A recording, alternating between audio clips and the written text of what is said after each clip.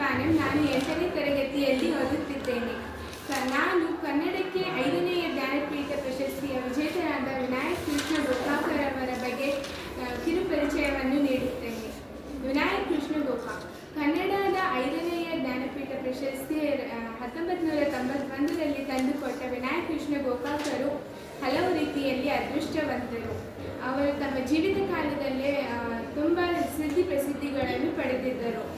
ಅವರು 1909 ಆಗಸ್ಟ್ 9ರಂದು ಹಾವೇರಿ ಜಿಲ್ಲೆಯ ಸವಣೂರು ಎಂಬ ಸಣ್ಣ ಊರಿನಲ್ಲಿ ಜನಿಸಿದರು. ಅವರು ಪ್ರಾಧ್ಯಾಪಕರಾಗಿ ಸೇವೆ ಸಲ್ಲಿಸಿದ್ದಾರೆ. ಅವರಿಗೆ ಸಿಕ್ಕಂತಹ ಸಾಹಿತ್ಯ ಚಳುವಳಿ ನವ್ಯ.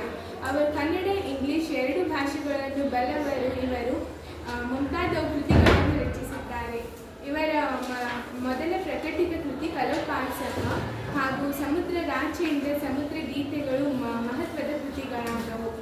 ಇವರ ಕವನ ಸಂಕಲನಗಳು ಪಯಣ, ಇಚ್ಚೋಡು, ಸಮುದ್ರಯಾನ, ಸಮುದ್ರದಾಚೆಯಿಂದ ಮುಂತಾದವು.